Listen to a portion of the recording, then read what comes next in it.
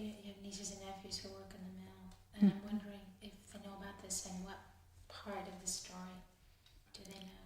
Could you mention again? I still have nieces and nephews who work at the Chicago mill. I still have nieces and nephews that work at Chicola Mill, but they're not as involved. They don't know as much about the strike. It's not discussed that much anymore. You see, the ones that's working now, their parents, some of them's deceased. Some of them never told their children about how bad it was or about the strike. So they know nothing of this. And as I said, it was not discussed that much. The strike was, in myself growing up, was not discussed among a lot of people. They had just as if they had just soon forget about it, or they didn't want any more problems. They had enough.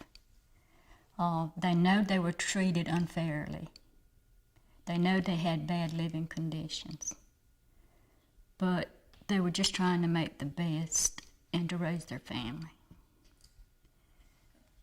What do you think are the implications of that kind of silence? I don't know. I really, it was as if myself, I didn't discuss it outside our home. Sometime to the point of not even between brothers and sisters. It was as if we were trying to forget it, and maybe look for better times or better living conditions, staying out of debt, trying to raise your children. As I said, Mom did not discuss it outside of her home. She didn't want people to know. She was proud. She was the cleanest woman I have ever saw in my life. We didn't have too much, but she was clean with what she had. And it seemed that she strived, for that. Do you think it's important that people know about this story? The union, the strike, the killing? Children that's growing up today, they don't seem to be interested in it, as if they didn't want to know what went on. It's kind of like a war that you go through. You just kind of keep it to yourself. They're not interested in what has happened in the past. And even my own grandchildren, they know how their grandfather or their great-grandfather died, but they don't ask questions. My girls and I talk about it sometime. Jackie's very interested in it, and so is Pat. But I don't know where they think that I don't want to go through it again, or where, I don't know. All I instilled in them was education, education. And when I moved from the mill hill, I got a lot of flack from my brothers and sisters that didn't want me to move. Greenville seemed like a long place away. They didn't want me to move. And I wanted to get away from the mill. I wanted a better for my family. And they sensed this. And we were a very close family. We had to be, in growing up. We took care of each other. And I think it was just they didn't want to see me leave.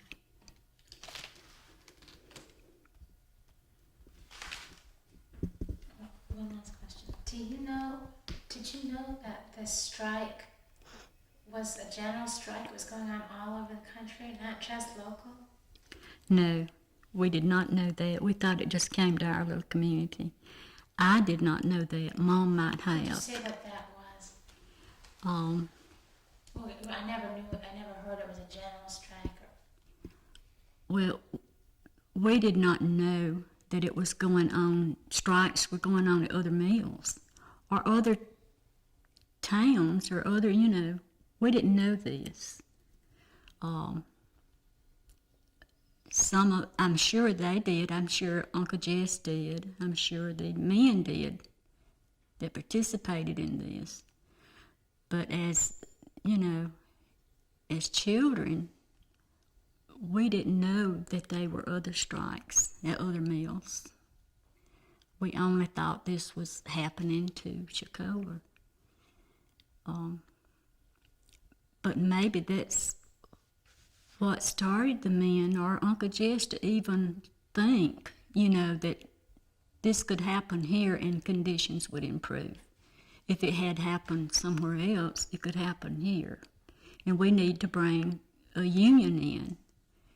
If the union is doing that much for the mills and the mill people, maybe they can get this mess straightened out and we could, have better living conditions. But I don't know. I don't know where. I'm sure he was involved in it. He knew what was going on. And even coming to Greenville, Uncle Jess started, trying to form a union. And that's why he was blackballed from all of the cotton mills in Greenville. He was out of work a long time. It's extraordinary that we, on some level, we can talk about people getting shot because they want to change, or people having to leave town, or people getting blackballed. Do you want to comment on that? Well, if everybody who wants to see something get better, could you maybe? What kind of society is that when people, they're trying to do something, get fired or get killed? Well, when the strike happened at Honey Pie, it scared everybody so bad until they were afraid to try anything else. They were afraid to go against this man that was superintendent of the mill because they was afraid that it would happen over again.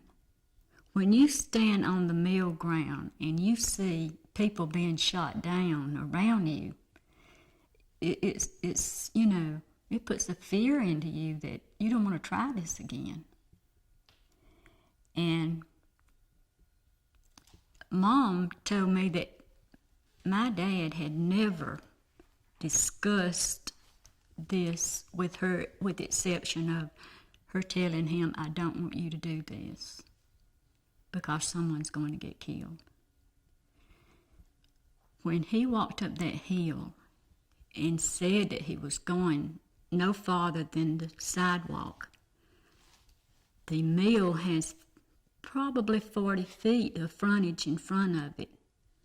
Then the street, Shakola Avenue, and then the sidewalk. So he was no more than 60 or 70 feet at the most from the mill. They said that someone shot him from top of the mill. That wasn't so. He was shot from a mill window. Then on his death certificate, they said a policeman shot him on the ground. That was not so. He was shot in the back. It spun him around and he was shot 3 times in front. And he never knew what hit him. But the rest of the men were shot on the mill ground, right in front of the mill, trying to get away. And who was shooting from inside? Who were These men that Dan Breacham had brought in and put in the windows, how he did it, how he taught them into doing it, unless they were offered better jobs, or I know among the people said that he were paying the policemen off. They were receiving money from him. So I don't know. I don't know how he got these people on his side and in that mill. No, these were friends they were shooting at. That had been raised together. And they were in the mill windows with guns shooting them down.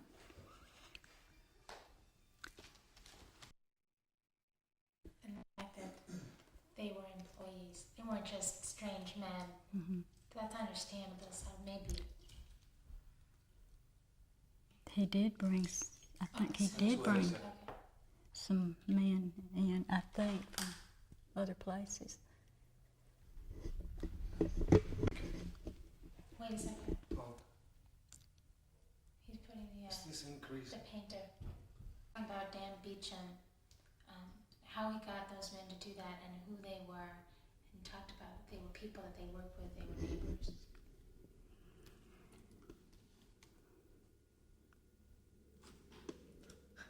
Airplane.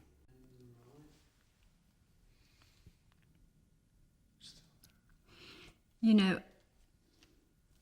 Tell me right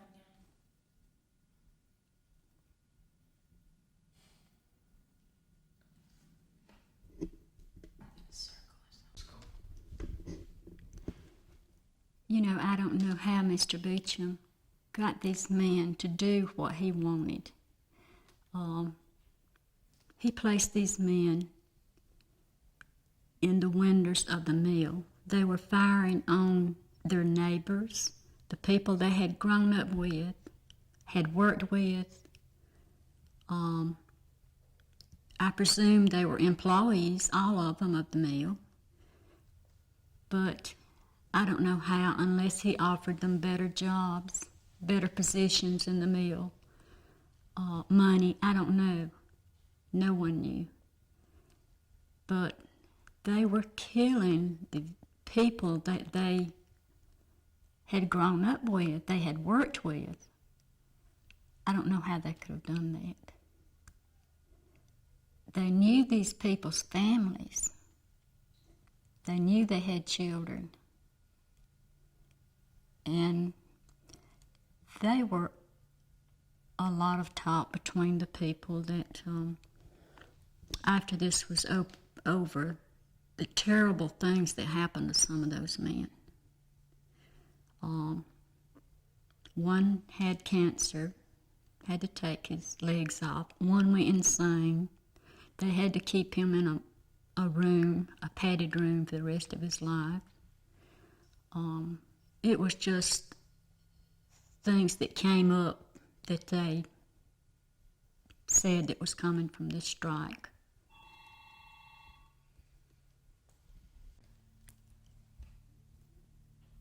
It's a lot of noise. All of a sudden, I don't know what that is. You know, I know that they fired and they blacklisted and they killed your father and these other men, but do you think that they completely and totally shut down people's, desire for something different? Is that something that people kept?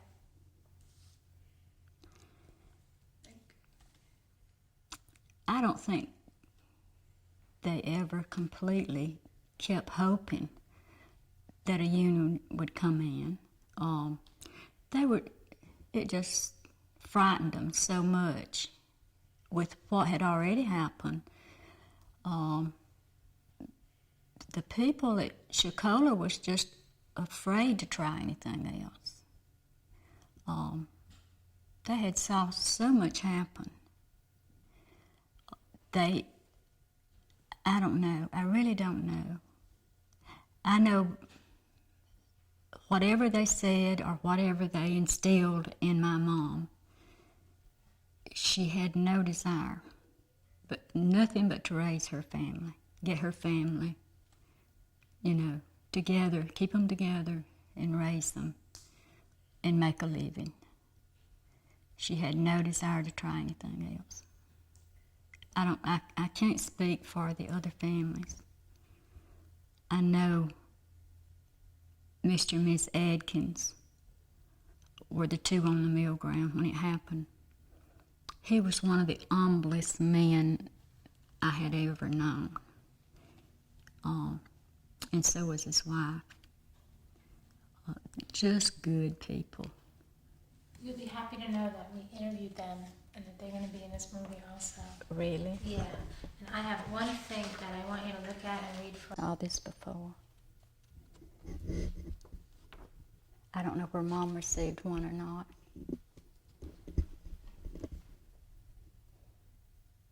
And that was from the Textile Union. No, I've never saw this before.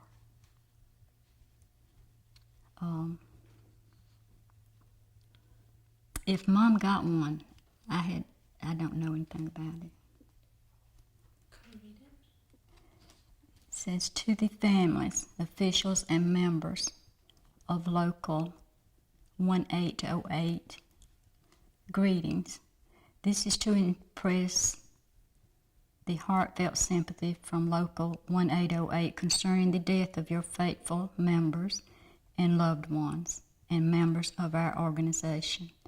Lee Crawford, R. Thomas, Yarber, E.M. Knight, Ara Davis, Claude Cannon, and Maxie Patterson, who gave their lives that we might enjoy the future prosperity of our country. We also wish to express to those in the hospital our sympathy and wish for them a speedy recovery. May God's richest blessings rest upon each one of you. And it's signed Miss Ella E. Fleming, Miss Annabelle Newborn, Miss Nora Sanders, Miss C.W. Moore, I think, Corresponding Strike Committee, Secretary of Local 1808. Please give the members of each family a copy of this letter. Ella L. Fleming. I've never saw these. What do you think? Well, I noticed that this was sent 4 days after the strike. I really don't know. I can say this, it's more than the mill did.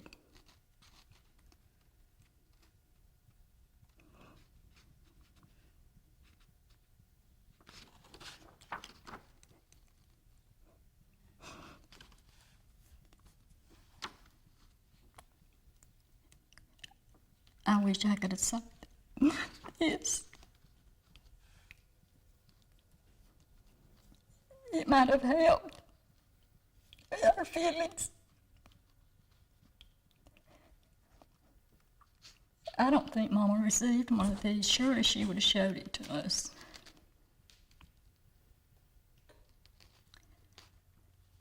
But it was much more than Dan Beecham did for us. He offered no consolation whatsoever. He was not sorry for what happened.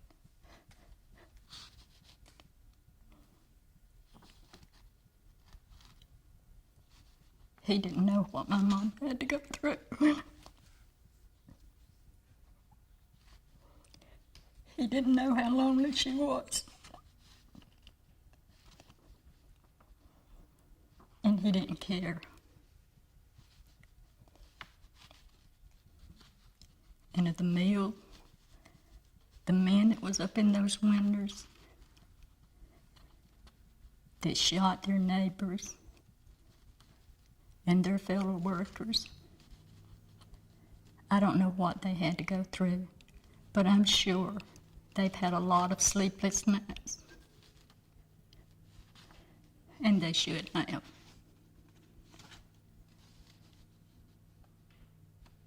because it caused a lot of breakup of families and friends. And I think they should have had a payback of some kind. I'm sure their families couldn't help what happened, and their children. But I hope they have thought about what they did. I hope they think about or thought about the hard times they put us through.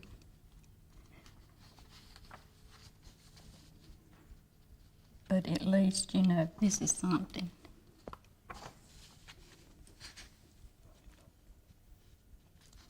Because we wouldn't have had to live like we did had it not been,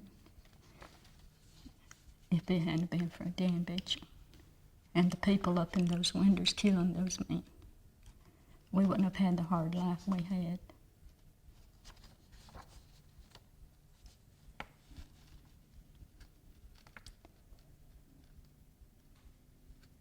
But I'm glad you brought this. I hope my mom saw it.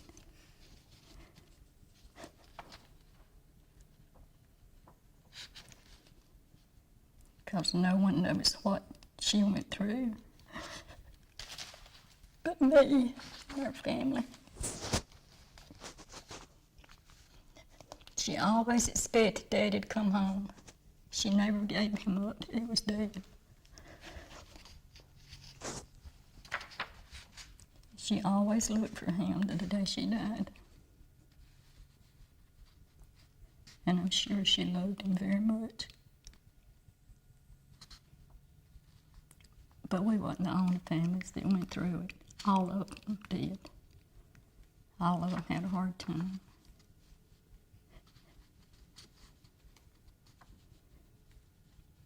And I hope nothing ever happens like this again in that community or that little town.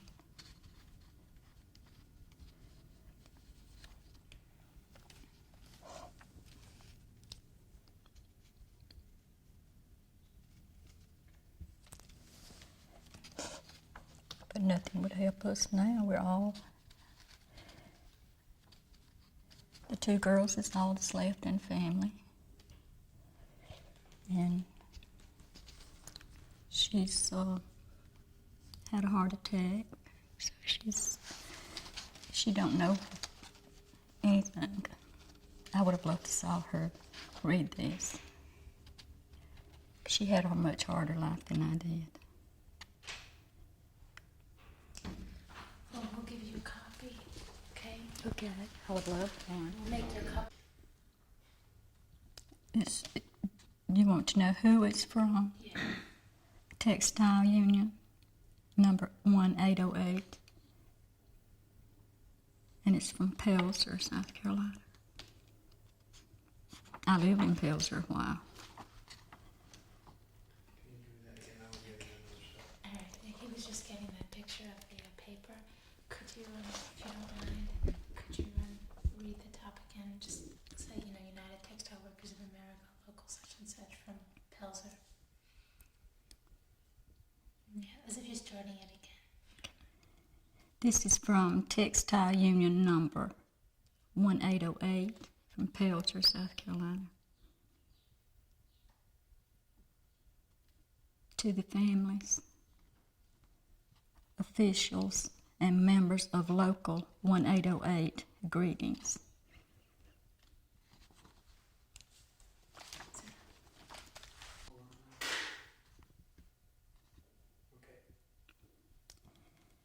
This is from the Textile Union number 1808, United Textile Workers of America, Pelzer, South Carolina, September 10th, 1934. To the families, officials, and members of Local 1808, greetings.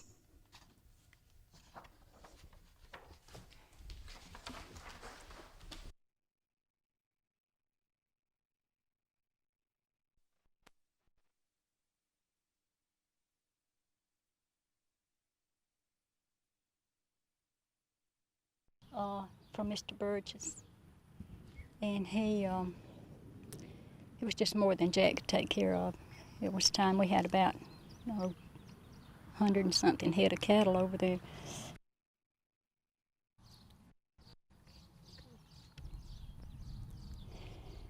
On the sidewalk at Shakola Mill where Daddy was killed, they said that a policeman shot him on the grounds, but from the angle of Daddy's shots, it had to come from a mill window.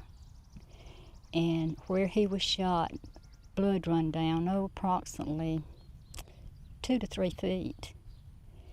And when it rained, weather conditions, the stains would come back. Would be a large brown spot there.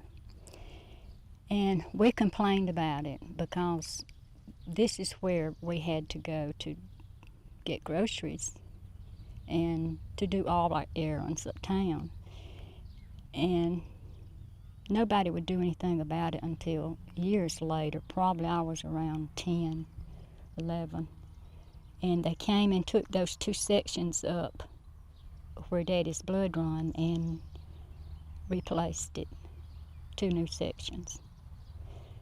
But I know in the meantime, my mom would not go that way. She would go, if she had to go shopping, and we walked to do everything, we had no car, she would go all the way around behind the mill to keep from going up that way to see this place. But it was very disturbing, and not only we complained about it, a lot of the neighbors, there were people constantly coming to look at it when it was raining or wet weather. And we just wanted it removed because it was a constant reminder every time we went up that way. But they did replace it. Years later, after we went through all that, they replaced it and put in new cement. But it was very disturbing to have to look at that. Do you think when they replaced the cement that, I don't know, were they paving over a certain kind of history? What did they replace? I mean, in removing it, what did they also remove? Well, after all the years that we tried to get them to do this, my brothers had tried to get them to do it because they knew Mom didn't want to go by it. They didn't respond. And I really don't know why they waited so late or why they, replaced it. They really didn't care about, the history of it, I don't think, or anything. And at that time, Mr. Beecham was no longer there. So somebody heard our request, I guess, and replaced it. I don't know. So after they replaced it, did your mom would she finally walk by there when they removed the sidewalk? She did. Did you ever comment? She did. When we were concerned about her going behind the mill to go to town because it was a grown-up area and wasn't very safe.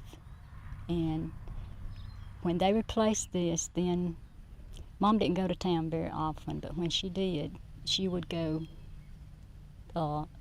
that way. But I'm sure she still had memories, of even seeing the new sidewalk. She knew where Daddy fell.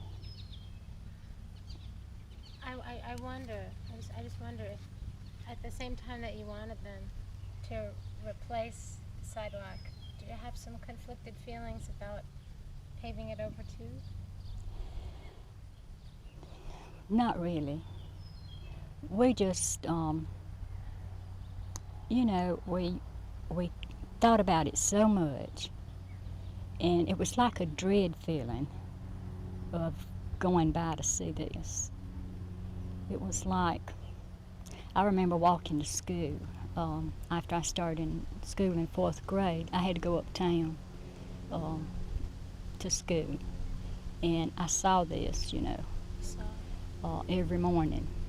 on the way to school until I was 10 or 11 years old. And you still, when you passed it, you thought about it, but you didn't have to see, these marks.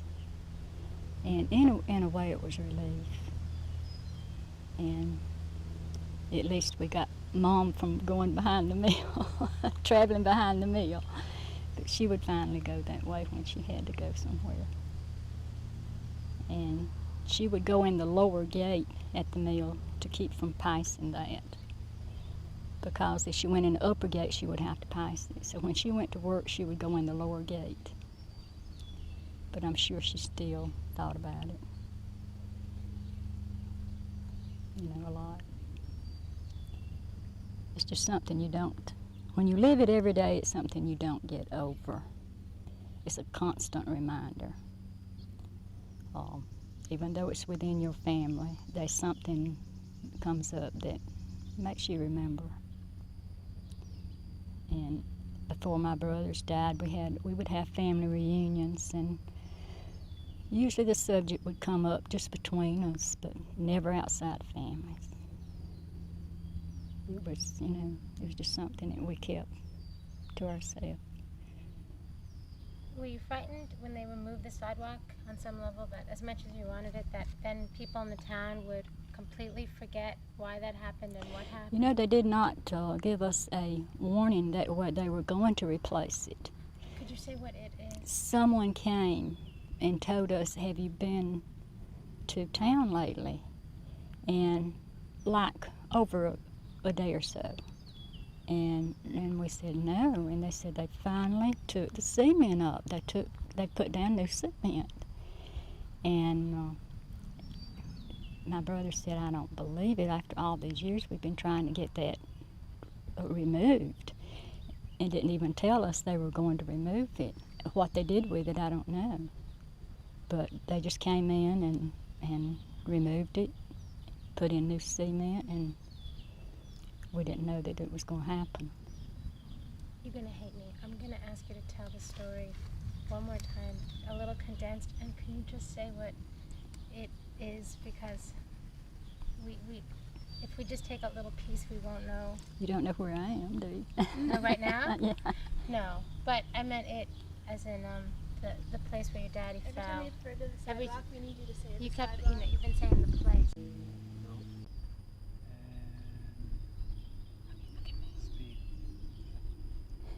Many years later, after requesting so many years for the sidewalk where Daddy fell, for the cement to be removed where his blood run down the sidewalk,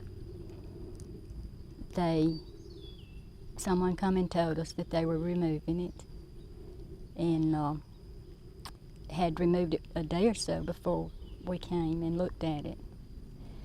I don't know what they did with the sidewalk. All I know that, the brown spots were gone, and we really didn't have to look at it anymore.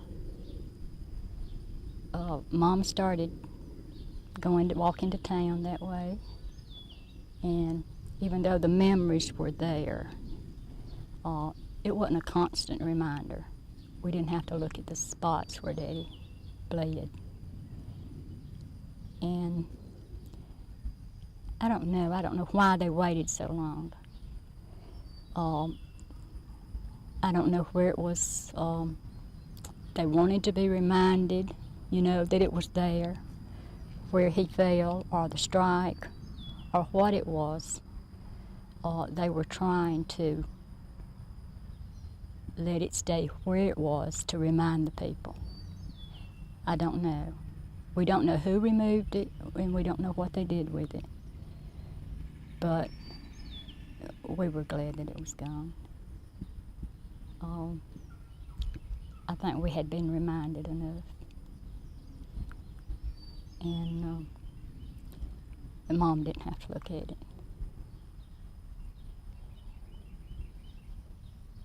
That's all I can tell you. Wild Sound